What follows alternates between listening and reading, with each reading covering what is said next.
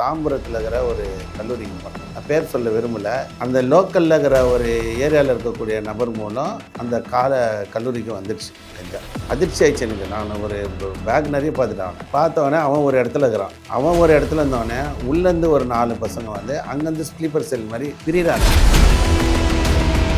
லாட்ஜுக்கு போகிறது சர்வசாதாரணமாக ஆயிடுச்சு. டேட்டிங்கிற பேரில் போயிட்டு கன்சீவ் ஆகிறப்போ திருமணத்தை மீறிய உறவு முதல்ல இருந்தது. இப்போ திருமணத்துக்கு முன்னால் ஒரு உறவு ஆகிடுச்சு. உறவாயிட்டவுடனே இவங்க கன்சீவ் ஆனோடனே ஏதாவது ஒரு கிளினிக்கில் போய் கழிச்சிடுறாங்க. அப்போ நம்மளுக்கு கவலை வந்து கல்லூரிக்கு அனுப்புறதுக்கு பயமாக இருக்குது, பள்ளிக்கு அனுப்ப பயமாக இருக்குது, இன்ஸ்டியூட்டுக்கு அனுப்ப பயமாக இருக்குது. தலைவருங்க பொறுத்த நாளைக்கு எவ்வளோ விஷயம் பண்ணலாம். கைதிகளை விடுதலை பண்ணுறீங்க. இப்போ அவன் எல்லாம் வந்து விடுதலை ஆகி என்ன பண்ண போகிறாங்க? இப்போ இந்த கோயம்புத்தூர் விஷயத்தில் கூட பார்த்தீங்கன்னா இந்த பையனுக்கு தூக்கு தண்டனை கொடுக்கணும். மக்கள் வரி பணத்தில் இவனுக்கு ஒரு 30 வருஷம் எதுக்கு சோறு போடணும்? சமுதாயத்தை படிக்க விடாமல் ஒன்று கஞ்சா போதை இல்லை குடிக்கணும் ஏதோ ஒரு போதையை கொடுத்து அவன் மைண்டை மாற்றி அவனை லோக்கல் ரவுடிஸ் ஆக்கி கட்சிக்கு போஸ்டர் ஓட்டுறது, பேனர் ஓட்டுறது, அண்ணன் போனால் அண்ணன் பின்னாடி கை கட்டிக்கின்னு அண்ணன் சொல்கிற ஆளுங்களை வெட்டிக்கின்னு ரவுடியாக மாற்றுறாங்க. கட்சிக்காரங்களை பொறுத்த வரைக்கும் ஒரு அஃபண்டரை புலியார் சொல்லி போட்டு அவனை பக்கத்தில் வச்சுப்பாங்க. ரவுடிசம் பண்ணுற நாய்ங்களுக்கு எதுக்குமே எந்த கட்சிக்காரனும் உங்களை காப்பாற்ற மாட்டான்டா. எப்போ நீ ஒரு எஃப்ஐஆர் வாங்குறியோ அந்த எஃப்ஐஆர் கொஞ்சம் கொஞ்சமாக உனக்கு மெடல் குத்தினே இருக்கும். கடைசியாக ஒரு நாள் அவனை சாகடிச்சு. ஆச்சி ராயல் குலோப் ஜாமுன் பேக்ஸ், ஒன்று வாங்கினால் ஒன்று இலவசம். பிஹைண்ட் டாக்கீஸ் நேயர்களுக்கு அன்பு வணக்கங்கள். சமூக செயற்பாட்டாளர் சசிகுமார் நம்முடன் இணைந்திருக்கிறார். சார் வணக்கம். சார் வணக்கம். ஒரு பிரபலமான நகரங்களில் இருக்கக்கூடிய ஒரு பிரபலமான கல்லூரி, அந்த கல்லூரியை சுற்றி இருக்கக்கூடிய அந்த பிரைவேட் ஹாஸ்டல்ஸு, பிஆர்னு சொல்லக்கூடிய இந்த பிரைவேட் ஹாஸ்டல்ஸு, ரூம்ஸு, இதில் வந்து பார்த்தீங்க அப்படின்னா கிட்டத்தட்ட 100க்கும் மேற்பட்ட போலீஸ் வந்து திடீர்னு ஒரு ரைடு போவாங்க. பிரபலமான இதில் உங்களுக்கு நல்லாவே தெரிஞ்ச விஷயம். பார்த்தா கல்லூரி மாணவர்களிடம் கஞ்சா அப்படிங்கிற ஒரு செய்தி வருது. முதல்ல வந்து இந்த மாணவர்கள் கஞ்சா எப்படி சார் கைக்கு வருது இவங்களுக்கு? எப்படி இதை இவங்க விற்பனையாக கொண்டு போகிறாங்க சார்? எல்லா பள்ளிகளும் கல்லூரிகளிலும் அரசியல் என்பது உள்ளே இருக்குது. நிறைய அரசியல்வாதிகளுடைய பசங்க கல்லூரிகளிலும் பள்ளிகளிலும் படிக்கிறாங்க. விஐபிகள் ரொம்ப எப்படி சொல்கிறது, ஒஸ்டான பணம் மணி மைண்டு உள்ள அந்த அரசியல்வாதிகள் என்ன பண்ணுறாங்க, அந்தந்த பகுதியில் இருக்கக்கூடிய கல்லூரி மாணவர்களை வைத்து கல்லூரிக்குள்ளே வைக்கிறாங்க. ஏன்னா அதிகளவு மாணவர்கள் படிச்சுட்டா அரசியல்வாதிகளை கேள்வி கேட்டுருவாங்க. இப்போ இன்றைக்கி தான் இணையதளம்லாம் வந்துடுச்சு. அதுக்கு முன்னாடி பார்த்திங்கன்னா டிவியில் தான் நியூஸ் பார்க்கணும். இன்றைக்கி வந்து பார்த்திங்கன்னா நிறைய பத்திரிகையாளர்கள் உண்மையை மூடி மறைக்கிறாங்க. நான் ஒரு வாட்டி இப்போது சமீபத்தில் தாம்பரத்தில் இருக்கிற ஒரு கல்லூரிக்கு போனேன். நான் பேர் சொல்ல விரும்பலை. பிரபல கல்லூரியில் எனக்கு ஒரு பையன் தகவல் கொடுத்தான். ஆனால் எங்கள் கல்லூரியில் வந்து ஃபுல்லாக கஞ்சா அவ்வளோ ஓடுதுனான்ட்டான். அப்போ நான் போகிறப்போ வீடியோ எல்லாமே எடுத்துகிட்ட உடனே பார்த்தா அந்த லோக்கலில் இருக்கிற ஒரு ஏரியாவில் இருக்கக்கூடிய நபர் மூலம் அந்த கல்லூரிக்கு வந்துடுச்சு கஞ்சா. அதிர்ச்சி ஆயிடுச்சு எனக்கு. நான் ஒரு பேக் நிறைய பார்த்தவொடனே அவன் ஒரு இடத்துல இருக்கிறான். அவன் ஒரு இடத்துல இருந்தவொடனே உள்ளேருந்து ஒரு 4 பசங்க வந்து அங்கேருந்து ஸ்லீப்பர் செல் மாதிரி பிரிகிறானுங்க, டிஸ்ட்ரிபியூட் பண்ணுறாங்க. இப்போ நீங்கள் நான் சொல்லக்கூடிய விஷயம் எல்லா கல்லூரிகளிலும் சுதந்திரமாக நடக்குது. ஏன்னா ஒரு கல்லூரியில் இன்றைக்கி கஞ்சா அடிக்காத பசங்களே இல்லைன்ற மாதிரி ஆகுது. அதனால் வந்து இப்போ ஏதோ ஒரு குறிப்பிட்ட காலேஜை வந்து மோசமான காலேஜ் முதல்ல நம்ம சொல்லியிருந்தோம். ஹைரோடில் இருக்க புதுமலை ஹைரோடில் இந்த காலேஜா லேபரான காலேஜ்னு. இன்றைக்கி எல்லா காலேஜ்லேயும் இந்த கஞ்சா புழக்கம்ன்றது பெரிய அளவில் உள்ளே வந்துடுச்சு. சரி, கல்லூரியில் அப்படி இருக்க பார்த்தீங்கன்னா மாணவர்கள் கையிலேயும் வந்துடுச்சு. சில ஸ்கூலுக்கே பசங்க கஞ்சா எடுத்துன்னு வரானுங்க, ரகசியமாக வந்து பசங்களோட அடிக்கிறாங்க. அதுலேயும் இல்லாமல் கார்பரேஷன் ஸ்கூல்லையும் ஒரு சில பசங்க கையில் சொல்கிறார். சரி, அதை விட்டுட்டா நம்ம அதையும் விட்டுருங்க. ஒரு இரங்கல் கூட்டத்துக்கு போனேன். நைட்டு தங்க வேண்டிய சூழ்நிலை ஆயிடுச்சு. அந்த ஏரியா பேரும் நம்ம சொல்ல விரும்பல. நைட்டு அங்கே தூங்குறப்ப காலையில் 4 மணிக்கு 13 வயசு பசங்கள்லாம் வந்து கஞ்சா வச்சிட்ருக்காங்க. அப்போ பார்த்தீங்கன்னா எளிதாக கிடைக்குது. அந்த கல்லூரியில் பார்த்தீங்கன்னா அதுதான் சொல்கிறேன், ஒரு பையன் படிக்க வர பையன் பேக்கில் அவ்வளோ கஞ்சா வச்சுட்டு வந்து கல்லூரியில் விற்றான் உள்ளே ஃபுல்லாக. அது 4 ஸ்டூடெண்ட்ஸ் வந்து வாங்கிட்டு அப்படியே ஸ்லீப்பர் செல்லு மாதிரி போயிடுறாங்க. அவனுங்களுக்கு கீழே அப்படியே அவனுங்களுக்கு கீழே. அப்போ என்ன ஆகுது, இது ஒரு செயின் பிஸ்னஸ் மாதிரி பசங்க ஒரு 100 ரூபா மேலே வச்சு வித்துறாங்க. அப்போ இது வந்து தினசரி நடக்கிறதா இல்லை மாதத்தில் ஒரு நாள் 2 நாள் அந்த மாதிரி எடுத்துக்கலாம்? இல்லை தினசரி அவங்களுக்கு தேவை. தினைக்கு தான் கஞ்சா அடிப்போம், வாரத்துக்கு ஒரு நாள்லாம் அடிக்க மாட்டானுங்க. தினைக்கும் கஞ்சா அடிக்கிறப்ப வியாபாரம் மாதிரி நடக்குது கல்லூரி. இப்போ இந்த கஞ்சா போதில தான் இவ்வளோ இன்சிடென்ட் நடக்குது. குடியால் அந்த அளவுக்கு கிடையாது. இந்த கஞ்சா போதில தான் யாருன்னு தெரியாமல் அவன் என்ன பண்ணுறான்னு தெரியாமல் பண்ணுது. இப்போது ஒரு மென்னுடைய காலேஜ்னா பரவாயில்ல, இதுவே கோயட்டாக இருந்தால் அப்போ வந்து இன்னும் நல்லா நடக்கும். அதுதானே, நம்ம ஒரு ஆண் பெண் இருவரும் இணைந்து ஒரு கல்லூரியில் இருக்கிறப்ப இந்த கஞ்சா போதில் ஹராஸ்மெண்ட்ன்றது தமிழகம் முழுவதும் ஒரு சில காலேஜில் இன்னும் நடந்துட்டு தான் இருக்குது. அது உள்ளே போனால் தான் தெரியும். இப்போ கூட நான் சமீபத்தில் ஒரு சேனலில் கூட சொன்னேன், லாட்ஜுக்கு போகிறது சர்வசாதாரணமாக ஆயிடுச்சு. இப்போ லாட்ஜுக்கு, கெஸ்ட் ஹவுஸுக்கு எல்லாம். இப்போ அந்த மாதிரி டேட்டிங்ன்ற பேரில் போயிட்டு கன்சீவ் ஆகிறப்போ திருமணத்தை மீறிய உறவு முதல்ல இருந்தது. இப்போ திருமணத்துக்கு முன்னால் ஒரு உறவு ஆயிடுது. உறவாயிட்டவுடனே இவங்க கன்சீவ் ஆனோடனே ஏதாவது ஒரு கிளினிக்கில் போய் கழிச்சிடுறாங்க. அப்போ நம்மளுக்கு கவலை வந்து கல்லூரிக்கா அனுப்புறதுக்கு பயமாக இருக்குது, பள்ளிக்கு அனுப்ப பயமாக இருக்குது, இன்ஸ்டியூட்டுக்கு அனுப்ப பயமாக இருக்குது. அப்போ பெண் பிள்ளைங்களை எந்த அளவுக்கு பேரண்ட் வந்து பார்க்கணுன்றது தான் இந்த இடத்துல நம்ம பார்க்க வேண்டியது. இப்போ ஆனால் இந்த மாடர்ன் கலாச்சாரத்தில் பெண்களுமே அதிகமாக அரெஸ்ட்மெண்ட்டு கலாச்சாரம் போதைப் பொருட்களை இப்போ நீங்கள் சமீபத்தில் பார்த்தீங்கன்னா கீழ்ப்பாக்கமாக இருக்கட்டும், இந்த பார்கள்லாம் பிரச்சனை நடக்குது. அதில் பெண்களும் நிறைய பேர் வந்து பாதிக்கப்படுறாங்க போதைகளில். அப்போ பெண்களிடத்துலையுமே இந்த போதை கலாச்சாரம் அதிகமாகிட்டு இருக்குல்ல, அதையும் நம்ம பேசணும். அதுதாங்க, எங்கே நம்ம ஒரு சொசைட்டியில் வந்து இப்போ நம்ம ஒரு ஏரியாவில் இருக்கோம்னா அந்த சுற்றி இருக்க சமூகம் தான் நம்ம யாரும் முடிவு பண்ணோம். அந்த மாதிரி ஒரு கல்லூரிக்கு போகிறப்போ படிக்கிற பசங்கிட்ட என்ன நம்ம கற்றுன்னு வரது தான் இருக்கும். ஒரு ஏரியாவிலேருந்து ஒரு பையன் கஞ்சா அடிக்கிறப்போ ஒன்றுமே இல்லை, அடிச்சுட்டே இருந்தால் நம்மளுக்கே அந்த மைண்டு வந்துடும் கஞ்சா அடிக்க.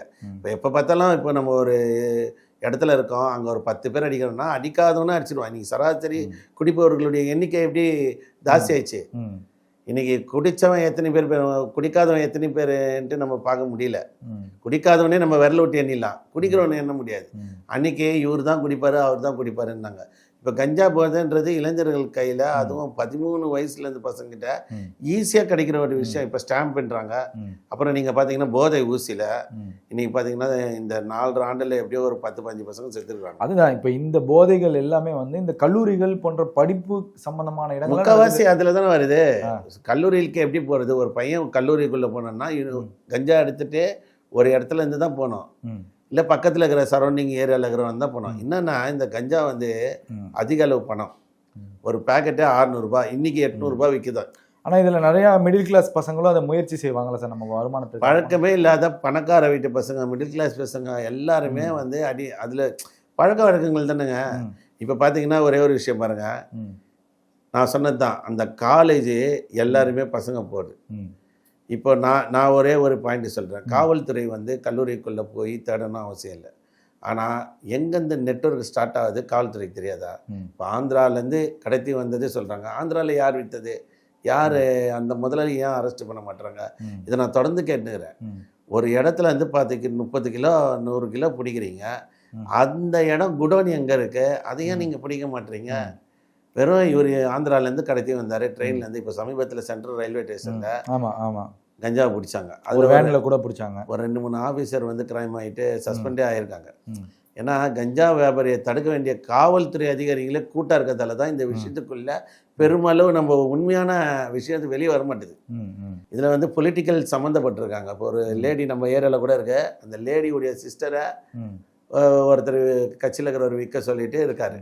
ஏன்னா நீ பினாமி பேரில் சொத்து மட்டும் இல்லை கஞ்சாவை விற்கலான்ற மாதிரி பினாமி பேரில் கஞ்சா விற்கிறானுங்க. அப்போ அந்த லேடிக்கு எந்த பிரச்சனை வந்தாலும் இந்த கட்சியில் இருக்கிற லேடி ஹெல்ப் பண்ணி காப்பாற்றுறாங்க. அப்போ என்னென்னா ஆட்சியாளர்களுக்கு தெரிந்தே நடக்குது. இப்போ 234 தொகுதியில் எந்த தொகுதியிலையும் கஞ்சா வைக்காம இல்லை, எந்த தொகுதியிலையும் கள்ளச்சந்தையில் மது விற்பனை இல்லை, எல்லாமே இருக்குது. அப்போ இவங்களுக்கெல்லாம் தெரியாமல் நடந்துதா? ஆட்சியாளருக்கு தடுக்கணும்னு நினச்சா தடுக்க முடியாது. அரசுக்கு கல்லா கட்டுறாங்கல்ல. இப்போ வட சென்னை எடுத்துக்கோங்க, தென் சென்னை, மத்திய சென்னை, எந்த சென்னையாக இருந்தாலும் ஒரு கல்லான்னு இருக்குது, இவ்வளோ ஏரியாவில் விற்றுக்கன்னு. அந்த பொலிட்டிக்கல் அதுக்கு கட்டுப்படுத்துதுன்னா அவங்களாம் பேனர்லாம் ஈஸியாக அடிக்கிறாங்க. இப்போ உங்களை ஒரு 10 போஸ்ட் அடிக்க சொன்னால் அடிப்பீங்களா? அடிக்க முடியாது. நீங்கள் கஞ்சா விற்றா அடிப்பீங்க. ஒரு 10 பேனர் போட சொன்னால் போடுவீங்களா? போட முடியும். நீங்கள் சம்பாதிக்கணும். நீங்கள் என்ன கால் சென்டராக போக முடியும்? ஏரியாவில் இருக்கிறீங்க, கால் சென்டர். ஆனால் இப்போ நம்ம நீங்கள் சொன்ன மாதிரி காவல்துறைக்கு தெரியாமல் இருக்க வாய்ப்பு கிடையாது. அரசியல்வாதியும் காவல்துறையும் துணையோடு தான் பண்ணியிருக்காங்க. ஆனால் இந்த கல்லூரி மாணவர்கள்ட்ட இந்த போதை பழக்கங்கிற அதிகமாகுது. ரெண்டாவது நீங்கள் சொன்ன மாதிரி அந்த கஞ்சா எத்தனையோ கிராமே எவ்வளவோ பணங்கிற மாதிரி சொல்கிறாங்க. அப்போ ஒரு சாதாரணமான ஒரு மிடில் கிளாஸ் பையன் வருமானத்தை பார்த்துட்டானா அவன் இன்னும் மிகப்பெரிய வியாபாரியாக மாறுவான்ல. அது ஒரு ஃபஸ்ட்டு நம்ம சொல்லக்கூடியது என்ன தெரியுங்களா, ஒரு மனிதன் போதைக்கு அடிமையாகிறான். ஏதோ ஒரு போதை, கஞ்சாவாக இருக்கட்டும், ஊசியாகட்டும். அப்போ கல்லூரியில் போனோடனே அவன் அந்த பழக்கத்துக்கு அடிமானோடனே படிக்கிற பசங்கிட்ட காசு இருக்காது. புரியுதுங்களா? அடுத்த கட்டம் அவன் என்ன பண்ணுவான்னா செயின் பறிப்பு சம்பவத்தில் ஈடுபடுவான். என்ன சுலபமான வழி, அதிக காசு, ஆப்பிள் ஃபோன் பண்ணான். நீங்கள் ஒரு படத்தில் கூட அந்த நல்ல படம் வச்சு படத்தில் நேர்லேயே நிறைய இல்லை ஒரு படம் இருக்குது, இதுக்குன்னே ஒரு படம் இருக்குது, வந்திருக்கு, சரியா ஞாபகம் வரல. படத்திலே காமிக்கிறான், என்னடா ஆப்பிள் ஃபோனா இதா கம்மா இருக்குடா, இருடா நான் பார்த்து தரேன், நான் அது ஒரு ரூட்டுக்கு இதுடான்றான். இப்போ இவன் என்ன பண்ணுறான், படிக்கிற பசங்க இன்னைக்கு செயின் பறிப்பு சம்பவத்தில் 50% கல்லூரி மாணவர்கள் ஆடம்பர வாழ்க்கையை ஆசைப்பட்டு தான் ஆடம்பர ஆசை ஆப்பிள் ஃபோன் வாங்குறானுங்க, செயின் போகிறானுங்க. அடுத்தது தான் இமேஜை கிரியேட் பண்ண சொகுசு வண்டிகள். இப்போ சாதாரண ஒரு ஆளை கேட்குறானுங்க, ஏதுடா 2.5 லட்ச ரூபா வண்டின்னு. அந்த மாதிரி ஏது திடீர்னு ஒரு பையனுடைய மூவ்மெண்ட்டுன்னு ஏரியாவில் இருக்கிறவங்க பார்த்தானாலே, நம்ம ஏரியாலையும் ஒருத்தன் அஃபென்ஸ் பண்ணான். காலைல பெசன் நகர் போயிட்டு செயின் பறிப்பு, செல்ஃபோன் திருடு, ஒரு 5-6 வருஷத்துக்கு முன்னாடி. திடீர்னு ஒரு போலீஸ் வரப்போ தான் தெரிஞ்சுது, அவன் ஃபோட்டோ வச்சு, ஓ இவர் காலையில் போயிட்டு வாக்கிங் போகிறவங்ககிட்ட செல்ஃபோனு, செயின் பறிப்பு சம்பவம் இதெல்லாம் பண்ணுறதால தான் ஆடம்பர வாழ்க்கை. அதுக்கப்புறம் பார்த்தீங்கன்னா குருவியா இங்கேருந்து போயிட்டு லேடிஸுங்க மலேசியாலாம் போயிட்டு கேப்ரே டான்ஸ் எல்லாம் ஆடிட்டு அங்கே இருக்கவனுங்க கூட ஒருத்தன் கூட வாங்கிட்டு இங்கே யாருக்காவது ஓகேன்னு எதனா ஒரு போதை மருந்து அடித்து, நீங்கள் சமீபத்தில் ஒரு பொண்ணு கூட தூக்கு மாட்டி செத்துச்சு நார்த்து மெட்ராஸில். அதாவது நான் என்ன மாட்டேன்னா, ஏதாவது ஒரு பொருளை அனுப்பிச்சு அவங்கள மிரட்டி பணம் பறிக்கணும். அந்த மாதிரி இந்த பொண்ணுக்கிட்ட வீடியோ கால்லாம் எடுத்து வச்சு இந்த பொண்ணை மிரட்டினான்ட்டு ஆயிடுச்சு. அதுக்கப்புறம் இன்னொரு பொண்ணு மலேசியாலாம் போய் கோடிக்கணக்கில் தொழிலதிபர்களை மாட்டி ஜெயிலுக்கு போச்சு. அப்போ என்னென்னா, குறுக்கு வழியில் எப்படி சம்பாதிக்கலாம் கல்லூரி மாணவர்களிடையே ஆழமாக போகுது. இப்போ நீங்கள் இப்போ சொல்கிறீங்கள, ஒரு மாணவன் போதைக்கு அடிமைட்டான், அவன் கொலையே செய்வான், ஏன் திருட மாட்டானா? கொலை செய்கிறவன் திருட. அந்த மாதிரி ஏதாவது ஒரிஜினல் ரியல் லைஃப்பில் நடந்த ரவுடிகள் இப்போ நம்ம சொன்னது எல்லாமே ரியல் லைஃப் இல்லை, அது புரியுது. நீங்கள் கடந்த கால வாழ்க்கை பார்த்தீங்கன்னா கூட இல்லை, இப்போ இந்த கல்லூரி குமார்லாம் சைதாப்பேட்டையில் அதான் கேட்குறேன், கல்லூரி மாணவர்ட்டு கஞ்சா விற்று ரவுடியானது வரலாறு ஏதாவது இருக்கா? ஆமாம், இந்த பங்கு குமார்லாம் குறிப்பிட்ட காலேஜில் படிச்சுட்டு தானே இருந்தாங்க. பங்கு குமார் சைதாப்பேட்டில் குறிப்பிட்ட காலேஜில் படிக்கிறான், அவனுக்கு ஒரு நட்பாகுது, அப்படியே போதை பழக்கலாம் இருக்கணும்னா அரசியல்வாதிகளுடைய கூட லிங்க் ஆகுது. அப்புறம் அரசியலில் ஸ்ட்ரென்த் ஆகணும், ஒரு பெரிய ஆள் ஆகணுன்ட்டு சொல்லிட்டு தான் அவன் அடுத்து அரசியலுக்காக கொலை பண்ணுறான், அடுத்தது நண்பர்களுக்காக கொலை பண்ணுறான். இந்த பங்கு குமார் கேரக்டர்லாம் அப்படி தான் கடைசியில் கட்சிக்காரங்கள்லாம் காப்பாற்றினே இருக்காங்க. கட்சிக்காரங்களை பொறுத்த வரைக்கும் ஒரு அஃபண்டரை புளியார் சுரி போட்டு அவனை பக்கத்தில் வச்சுப்பாங்க. அவனை வச்சு பெரிய அஃபண்டர் எல்லா வேலையும் முடிச்சுட்டு தனக்கு தேவையில்லைன்றப்போ அவனை சாகடிச்சிடுவாங்க. அது இந்த நாய்ங்களுக்கு தெரியாது. ரவுடிசம் பண்ணுற நாய்ங்களுக்கு எதுக்குமே எந்த கட்சிக்காரனும் உங்களை காப்பாற்ற மாட்டான்டா. எப்போ நீ ஒரு எஃப்ஐஆர் வாங்குறியோ அந்த எஃப்ஐஆர் கொஞ்சம் கொஞ்சமாக உனக்கு மெடல் கொடுத்தினே இருக்கும். கடைசியாக ஒரு நாள் எல்லா கட்சிக்காரனும் விட்டாங்க. நான் கடந்த கால வாழ்க்கையில் இருக்கிற எல்லா அரசியல்வாதி தலைவர்களுக்கும் ஒரு ரவுடி வேலை செஞ்சுட்டே தான் இருக்கான். எல்லா ரவுடியும் வேலை செய்கிறாங்க. நீங்கள் தோட்டா சேகரம் பாடகர் ப்ளஸ் ரவுடி. பங்கு குமார் ஒரு காலேஜில் படிக்கிறாரு, அவரும் ரவுடி. ஸ்டூடெண்ட் தான். ஸ்டூடெண்ட்டு. இப்போ ஸ்டூடெண்ட்டுக்குள்ளேயே கல்லூரிகளில் பார்த்தீங்கன்னா கட்சி உள்ளே இருக்குது, ஏதாவது ஒரு வெகுஜன சாமனம் உள்ளே இருக்கும். அரசியலில் எதனா ஒரு பிரச்சனைனா அந்த வெகுஜன வச்சு ஆப்ரேட் பண்ணுவாங்க. பரவலாக எஸ்எஃப்ஐன்ட்டு ஒரு அமைப்பு இருக்குது, ஸ்டூடெண்ட் ஃபெடரேஷன் ஆஃப் இந்தியா. அதேமாரி ஏஒய்எஃப்ன்ட்டு இருக்குது. அப்போ இந்த கூட்டணி கட்சியில் இருக்கக்கூடிய வெகுஜன சாபம் இளைஞர்கள் அமைப்பு எல்லாமே காலேஜில் தான் இருக்குது, பள்ளி கல்லூரி. இது வரைக்கும் போராடிக்கிறீங்களா? போதைக்கு எதிராக விழிப்புணர்வு பண்ணியிருக்கீங்களா? கிடையாது. ஏங்க ஸ்கூல் பக்கத்தில் ஒயின் ஷாப் இருக்குங்க, நீங்கள் பட்டாளத்துக்கு போங்க, school, wine shop, police station. அதை நம்ம எப்படி பார்க்குறது? படிக்கிறப்போ ஒரு பிறந்த நாள் எந்த ஒரு நாள் நிகழ்ச்சின்னா நம்மளும் இந்த மாதிரி சரகு அடிக்கணும்டா. அப்படியே சரகு வச்சாலும் பிரச்சனைன்னு வந்தால் ஸ்டேஷனில் பார்த்துக்கலாம்டா.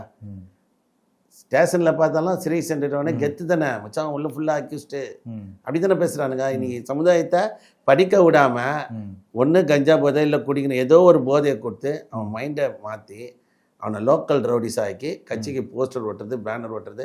அண்ணன் போனா ஒரு அரசியல் அண்ணன் காவடியா, அண்ணன் போனா அண்ணன் பின்னாடி கை கட்டிக்கின்னு அண்ணன் சொல்கிற ஆளை யாராக இருந்தாலும் அடிச்சுட்டு அண்ணன் சொல்கிற ஆளுங்களை வெட்டிக்கின்னு ரவுடியாக மாற்றுறாங்க இளைஞர்களை. மொத்தமாக ஒரு அரசியல் பின்புலம் இருக்குது சதி அப்படிங்கிறீங்க. ஆமாம், இது இளைஞர்கள் தெரிஞ்சுக்கினாங்க. இப்போ பங்குக்குமார்னு பேர் சொல்கிறதே எனக்கு வேஸ்ட் தான். அவனெல்லாம் பெருமையாக பேச வேண்டிய அவசியம் கிடையாது. இப்போ இந்த சினிமா படக்காரங்கள் தான் இவன் படம் எடுக்கிறேன் அவன் படம் எடுக்கிறேன்னாரு. இப்போ அவரை வந்து பேரை சொல்லின்னு அவர் இவ்வளோ பெரிய ஆளுங்க நம்ம சொல்ல மாட்டோம். ஒரு கல்லூரியில் ஒரு கல்லூரி மாணவனாக போய் சேர்றாரு. பங்குக்குமார் என்ற பேர் கூட வேண்டாம், ஒரு மாணவன். அவன் இந்த மாதிரி ஒரு மாணவன் சேர்றப்போ தவறான ஒரு பாதையில் போகிறாரு. கஞ்சா பழக்கம், குடி பழக்கம் ஆகுது, கட்சிக்காரங்களுடைய லிங்க் ஆகுது, அவருடைய நண்பர் கொல்லப்படுறாங்க, அதுக்கோசம் ஒரு கொலையை பண்ணுறப்போ ஜெயிலுக்கு போகிறாங்க. அப்போ பள்ளி கல்லூரிகள் போகிறப்போ இந்த சட்ட ஒழுங்கு பிரச்சனைன்றது நிறைய. இப்போ பார்த்தீங்கன்னா பொதுவாகவே வந்து காவல்துறையுடைய அணுகுமுறை இந்த பள்ளி கல்லூரிகள்லாம் பார்த்தீங்கன்னா சட்ட விழிப்புணர்வான சட்டங்களை சொல்லணும். எனக்கு தனி ஒரு இதுன்னா இந்த இப்போ பாருங்கள், ஒரு சர்ச்சுக்கு வெளியில் அந்த தேவாலயத்தை பற்றி எழுதுறாங்க, மசூதி வெளியில் குரானை பற்றி எழுதுறாங்க, அப்போது இந்து கோயிலில் அதை பற்றி எழுதுறாங்க. அந்த மாதிரி காவல் நிலையம் வாசலில் இருக்கக்கூடிய காம்பவுண்ட் செவர்களையும் சரி, அரசுக்கு சொந்தமான செவர்களையும் சரி, பள்ளி கல்லூரிகளில் நீங்கள் இந்த மாதிரி உமன் அரெஸ்ட்மெண்ட் பண்ணிங்கன்னா இந்த செக்ஷனில் வரும். ஒரு விழிப்புணர்வு பள்ளியில் படிக்கிற பசங்களுக்கு ஒரு விழிப்புணர்வு. நீ போதையில் இந்த மாதிரி பண்ணுறப்போ இந்த மாதிரி இருக்கு, குட் டச் பேட் டச் எது, ஒருத்தர் உங்ககிட்ட அப்ரோச், இதெல்லாம் வந்து இதை பண்ணால் இதுக்கு இது தண்டனை. அது ஸ்கூல்லேருந்து வந்தால் நல்லாயிருக்கும். ஆமாம், பாட புத்தகத்துல ஏன் வர மாட்டேங்குது? இந்திய அரசியலமைப்பு சட்டப்படி செக்ஷன் எதுனா ஒரு 4 செக்ஷனு பயம் வரணும்ல. அந்த பாடப்புத்தகத்தில் ஏதோ வருது. ஏன் இந்தியா அரசியலமைப்பில் இந்த மாதிரி வந்தால் நல்லதுன்னு 18 வயசு இருக்கிறவங்க இந்த மாதிரி ஹராஸ்மெண்ட் ஆனால் இந்த செக்ஷன் வரன்னு போட்டால் பள்ளியில் படிக்கிறப்பையும் அவனுக்கு அந்த மனத்தில் வந்து பதிஞ்சிடும். இதுக்கு 10 வருஷம் உனக்கு தண்டனை, கொலை செய்தால் இந்த தண்டனை, கொள்ளையடித்தால் இந்த தண்டனை. பாடப்புத்தகத்துக்குள்ள இது வரைக்கும் சட்டத்தை ஏன் கொண்டு வரலன்றது தான் எனக்கு சின்ன வயசுலேருந்து ஒரு கேள்வி.